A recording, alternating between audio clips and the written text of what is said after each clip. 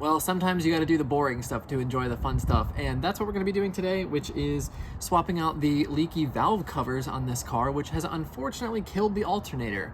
So if you watch my previous video, you'll have seen that I tried to take the car for a test drive with the fully swapped out OEM rear suspension, and unfortunately the car doesn't run. So no alternator means no drivey. So we're going to sort that out today. I know I'm going to jinx myself by saying this, but fortunately this job doesn't look particularly hard. We need to remove some of these plastic covers, but then here on the left front side, this is really not that hard to access. You can really see all of the valve cover bolts. Need to just undo that hose, which hopefully will come off. Then you take off this cover here, pull out the spark plug boots, and then that valve cover should come off. The other side will be a little bit trickier because we need to kind of remove this cowl here, this hose, then the throttle body is under there, and then of course there's some more plastics before we can actually get to the valve cover. So that side will be a little bit more tricky, but still shouldn't be too bad. Naturally, of course, nobody in my Toyota dealer nor the Lexus dealer stock the alternator. So I have to order that, and that's going to take some time to come in. So that means things are just going to be delayed. So we're going to get the valve cover knocked out, alternator later, and then hopefully we'll be able to finally take this thing for a real test drive. In terms of our parts, I luckily have had all these things for a while expecting to do this job, just didn't expect to have to do it because it killed the alternator. So pretty simple in terms of components that we need. Got the left and right valve covers, then the throttle body gasket because we're going to have to take that off. Then the Toyota FIPG, which is really like the sealant for these half moons in the valve cover to help those seal up. And apparently this stuff is really incredible. Then we also have brand new valve cover bolts, which also include these little rubber washers underneath them. So those are pretty critical to swap out. And so I got all new of those. We have some sort of PCV related grommet and the PCV system, because apparently those are pretty brittle and can crack. And then last but not least, the spark plug tube boots, and then one other random kind of gasket rubber O-ring, which was super cheap, so I bought that. Overall, not that much stuff, and hopefully this job will take about 2 hours. I'll let you know. So we're just going to start by removing some of these simple things. Because of the way that the battery died, this is not in there, so this just pops right out. Then we just simply remove this 110 for this whole cowling right here. This just pops up nice and simply. Then of course I forgot that somebody swapped out this bolt here for a Phillips head, which is pretty annoying. But we have a couple of other 10s here, so we can go ahead and remove these pretty covers.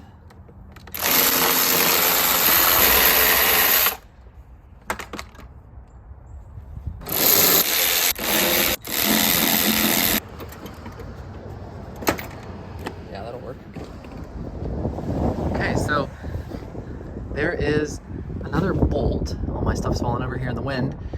There's another bolt right here on this black plastic cover. This is all one molded assembly. Like this is attached to this. So I'm gonna unbolt that. Seems like we have a little bit more movement, but this hose behind here is kind of getting in the way. Oh yeah, it is. There we go.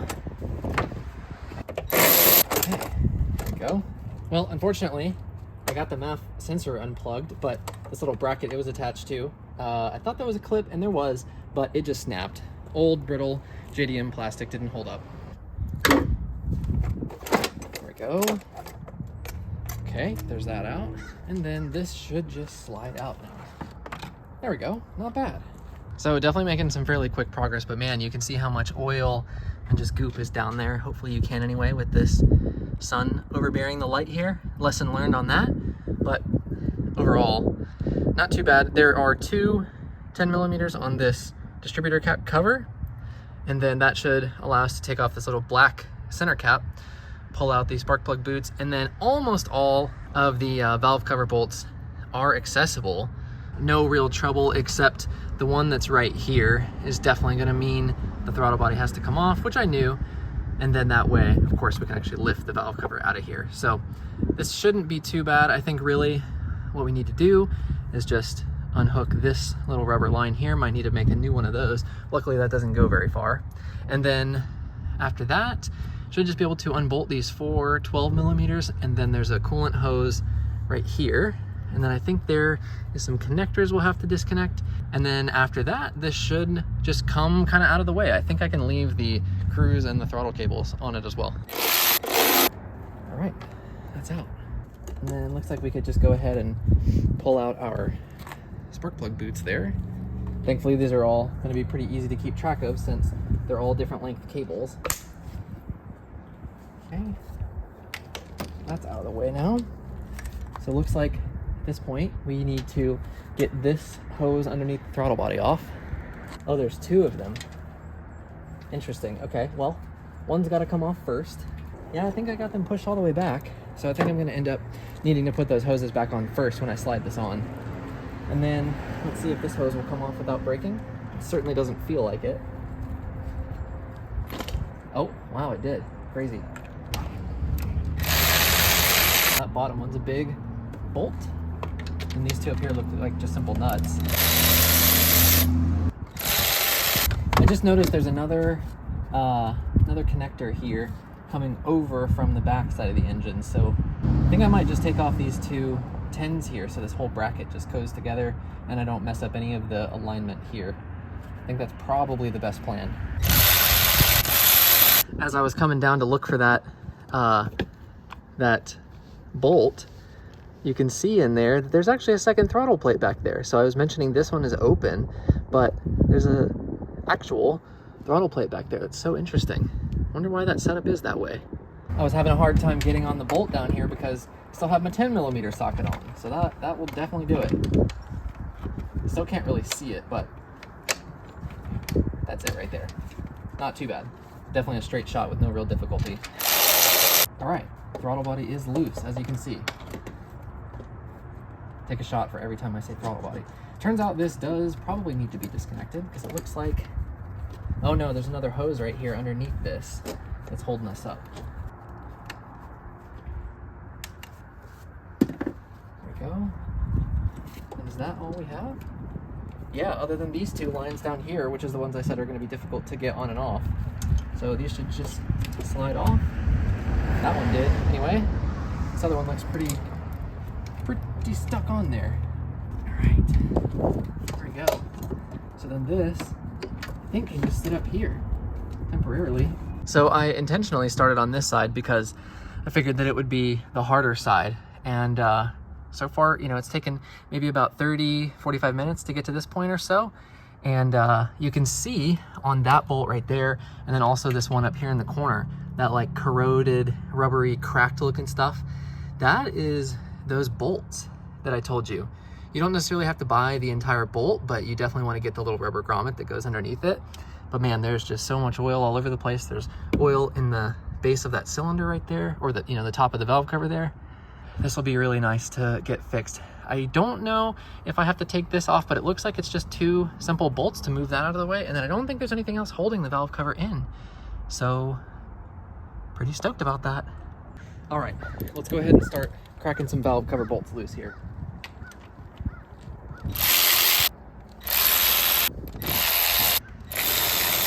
Sadly, I can't get to all of them with my power tool, but many of them. Seems like I just have 1, 2, 3 more, and then looks like maybe this plastic piece right here that connects to the spark plug wires. Oh, that goes all the way across the car. It looks like I need to go ahead and take that off.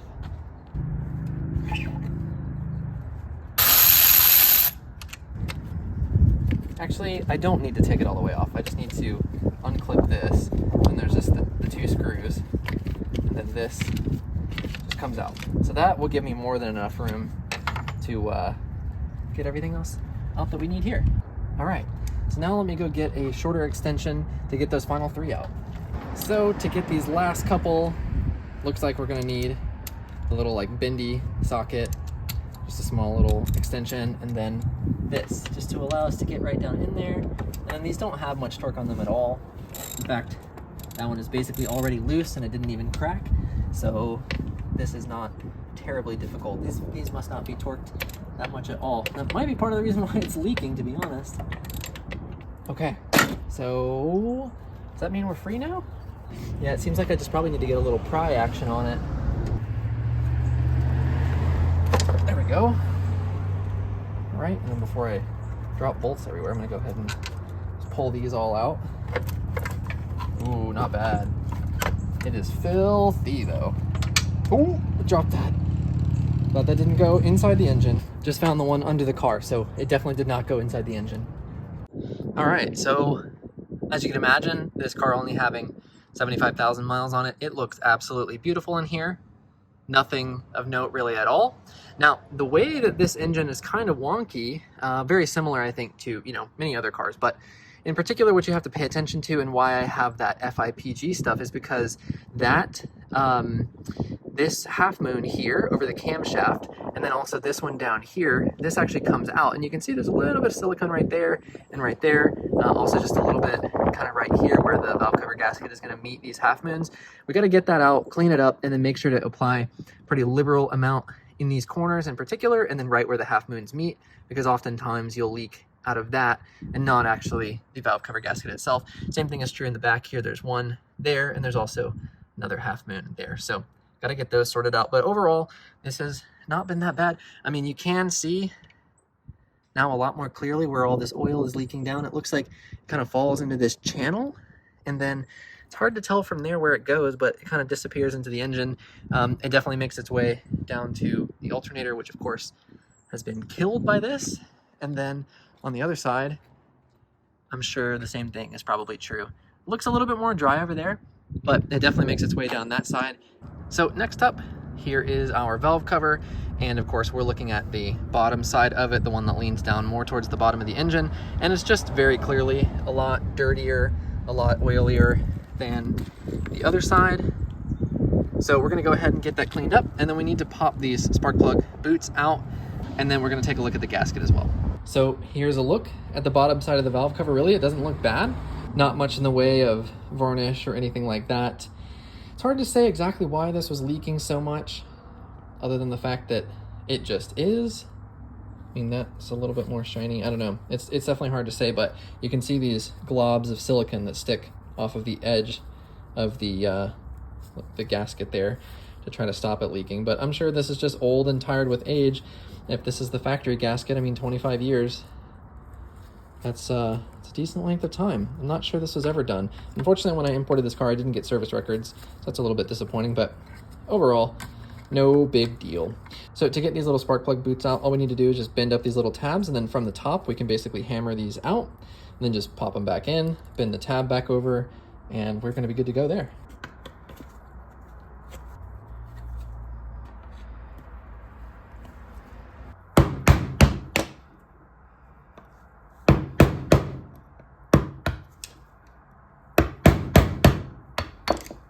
So here's our brand new ones. So those should just essentially just slot right in. Might have to give them a little tap, but I'm gonna go ahead and get these seated. And that one's gonna be a little tricky. Gotta find something to push on that won't be stabbing it. Okay, so I got these grommets pushed to the left and right edges, which is kind of where they're flush. You can see that there's a little bit more of like a lip up here, and so it needs to more align with the left and right edges. Turns out a 33mm axle nut socket is the preferred way to push these in because it fits over perfectly and doesn't interfere with the tab. So once I got that, it was basically a dream to pop those in. So no problem at all. So now we'll go ahead and bend these tabs back down, give them a little tap in a second, and then we'll put the gasket in, and then we need to go work on the half moons. So I just got the half moon pulled off of the front of the valve cover, and this is what I had to do, is basically get some pliers and then, you know, wrap some paper towels around it to not mar up the outside surface of it. But this is almost certainly what was leaking. I mean, look at how much oil there is around this, and it's barely on it. Like half of it was sticking to it, the other half was not.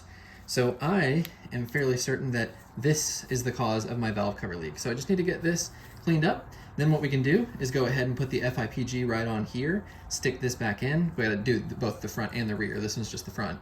And then after that, put the gasket on the valve cover, get that slapped back on the car. Alrighty, so I have my FIPG, and then these are our two half moons. They don't really, doesn't matter which way they go, and they can also go in either spot.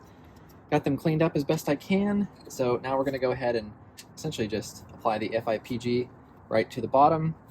There's a little bit of stuff still on there. It's so difficult and tedious to get all of these, but we just basically need to go right down this. If I can get it to squeeze out. Yep. Just need to go plenty on here, and then it will just kind of squeeze in its place. I might be doing too much, but I'd rather have too much than too little, to be honest. Apparently this stuff is amazing. So we're just going to do like this. You have 15 minutes. This is probably way too much, to be honest. This is going to end up oozing out all over the place. We'll see. But you basically just slot it right back in, right where it goes. So then that's just going to sit down in there, and then the gasket and the valve cover will help it kind of level out. So now I'm just going to be careful to go ahead and do this again. Okay, I'm just going to pull this down, set that right there. All right. And then same thing now. That is in there.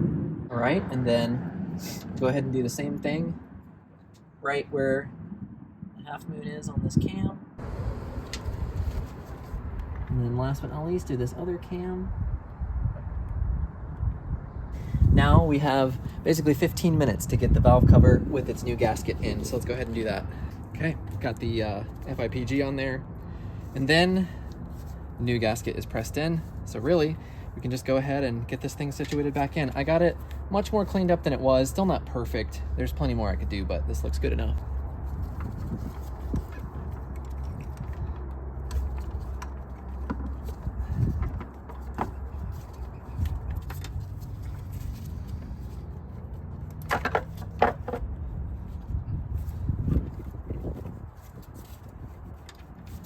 All right, I think that's it.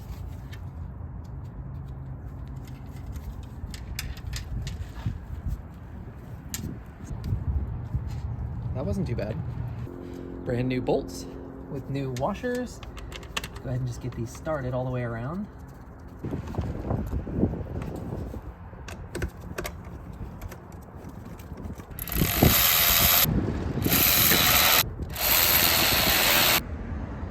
Okay, everything's tight now, on the valve cover at least.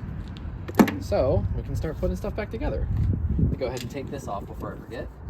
This old throttle body gasket out of here. And it is tearing. Okay, that's good.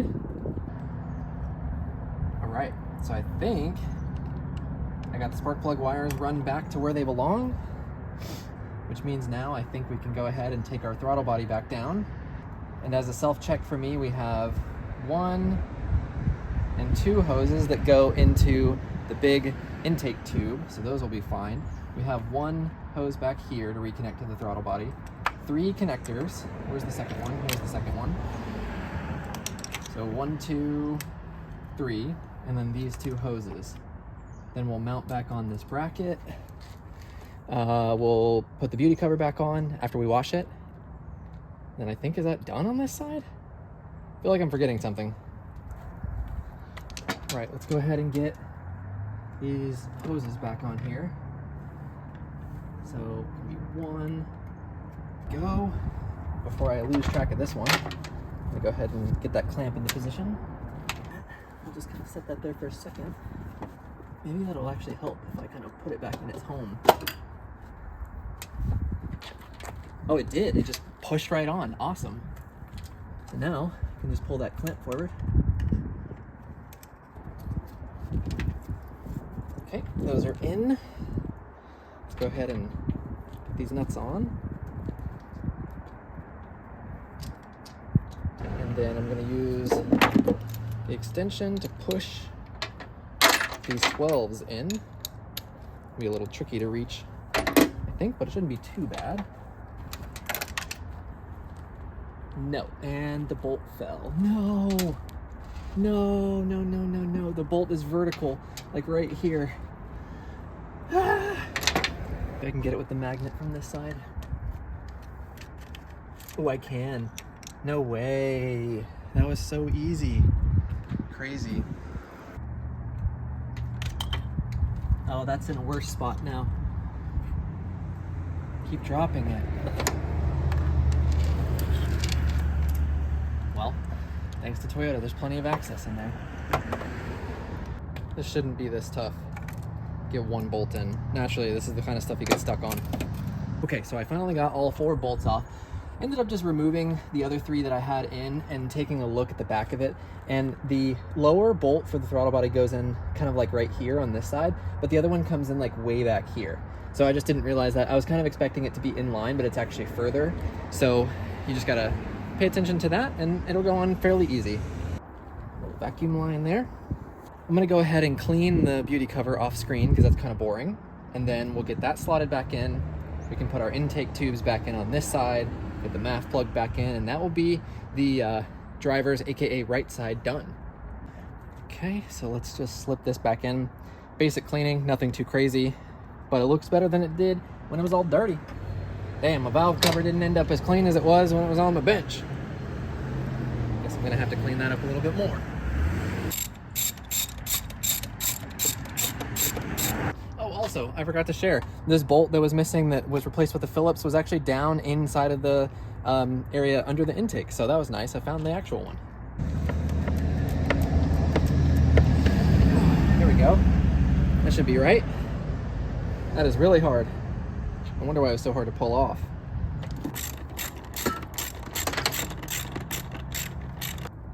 Go ahead and tighten up that hose clamp. It's interesting, it has a hole in it so it doesn't slide. That's amazing.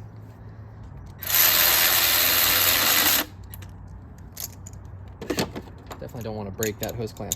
And this hose can slip back on right about there. The little clamp is so small I can just squeeze it with my fingers. And this one's probably going to be pretty tough. Let's call in the silicone spray. Get this at least started. I should have done that before I put this tube on. There we go. Anything else I'm forgetting on this side? I don't think so, other than just that intake tube. Now I believe it's time to get this back in its home. And again, it's got some plastic and, oh, that was so easy. That just popped right into place. That was great. Okay, and then RIP this clip, but get our MAF plug back in.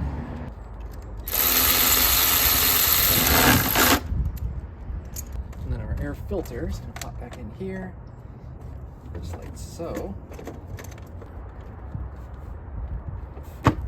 Boom, baby, right in.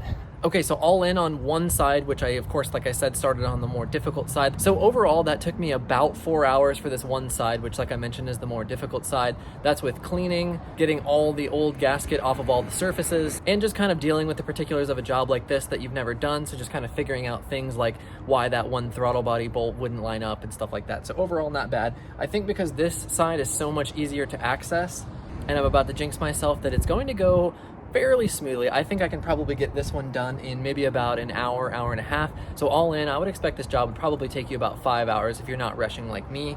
Little stop here and there to go get some coffee. So one thing I'm curious about as I'm starting on this side that I've never really noticed is I bought a EGR delete kit for the 1UZ, not because I intend to do anything crazy mod-wise to this car, but because I figured this is probably not the last 1UZ I own. And so I was looking at this plate here that comes with it. It's like an EGR kind of like block-off plate, and I was wondering, is that this? So the Celsiors don't have an EGR like the LSs do? Curious if that's another difference between the Celsiors and the LSs. Like I said, I didn't really intend to actually do anything like that to this car, but in the future I hope to do some kind of 1UZ build, and this would probably be useful for that if I buy a USDM car. Well, it may not look it, but this side is done too, and it turns out those letters V8 4Cam 32 are supposed to be white, not yellow with dirt. This side is honestly so much easier than the other side. There's almost nothing that you have to take out of the way. That little grommet for what I believe is the PCV just basically pops right out. There's one little hose that pops in right here.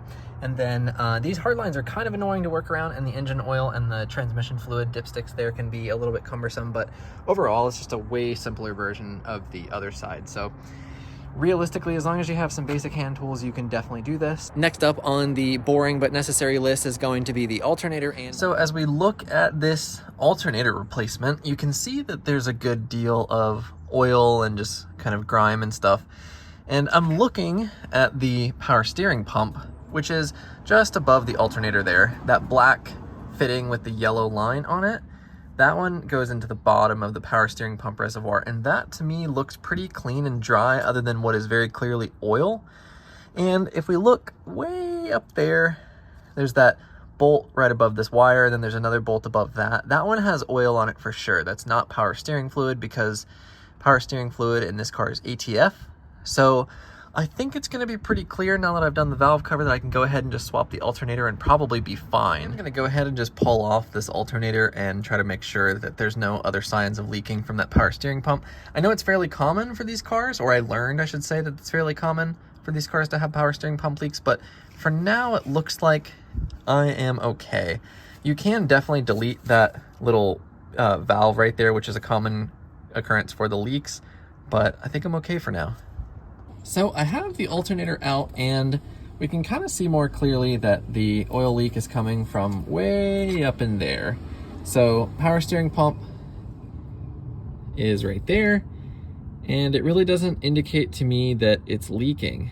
But to me, the power steering pump seems okay. I think what was happening was valve cover was leaking, and it dripped down right from here straight down on top of the alternator, which goes, right here in this hole. And then in other news, the alternator that I pulled out doesn't actually appear to be an OEM unit. I can't find any markings that would indicate that. And this sticker right here does not look like the ones that I've seen online with the, Toyota or Denso logos and the Reman indicator. There was a QR code here, but I was wiping it off and it took off the numbers as well. So there was a model number in there that started with either TY or YA or something like that, and that is definitely not the Toyota part number. So I think this alternator has already been replaced, and some of the accessories in the car, like that little security system and the cameras, are probably pulling too much power and killing this little puny 80 amp alternator. So what I'm gonna do is upgrade to the LS430 alternator, which is 130 amp. It's gonna be a big upgrade. And from what I understand, it's a drop-in place upgrade. There's one extra bolt that we can slot into the timing cover because the LS430 has an extra third bolt on the housing for the alternator. But other than that, it's a drop-in place upgrade. The wiring is gonna be fine. Numerous other people have done this as just kind of drop-in upgrades. There is a 100 amp version from the 98 to 2000 Celsiors and LS400s, but I'm gonna go ahead and go with the LS430, which is 130 amp, and just kind of hopefully solve all of my alternator woes. And not only that, but the LS431 is significantly cheaper than the other two versions. Then in terms of some of this other stuff that I was checking while I had the alternator out and the belt off is these pulleys. So if you listen to these, this one in particular, oh, it's all sandy and grimy, which is gross. And then this tensioner right here, listen to this one. I mean, look at how rusty it is. It doesn't even spin. Sounds not ideal. So we're gonna go ahead and get those two replaced as well. I don't know how expensive they are, but they need to be done, so we'll go with those two. One other thing is that I had a really hard time getting the connector off of the alternator, and look at how kind of like corroded that is. This little plastic clip is broken, so I need to see if I can replace this connector as well. This car is kind of fascinating, the way that it shows up after being imported from Japan with lowering springs on it, and then these curious things like these weird little security systems, this alternator that appears not to be OEM that has been swapped. So it's clear somebody was in this car before me, which is kind of cool to think that I lived this life in Japan and somebody was messing with it, and I am trying to turn it around and perfect it again. So I'm gonna go ahead and get these parts ordered, be here in a couple days, and we'll pick right back up. You can probably see just how frustrating this project has become for me in recent weeks. Part of me started to wonder, is this car cursed, and would it ever be back on the road again? Luckily, I kept pushing, and in the next episode, we finally get to take it for a proper test drive with the brand new suspension, fresh alignment, and a fancy new LS430 alternator, but not without even more hurdles before we get to that glorious state of automotive bliss. So stay tuned in the next episode to see what more trouble the Celsior restoration project has in store for me.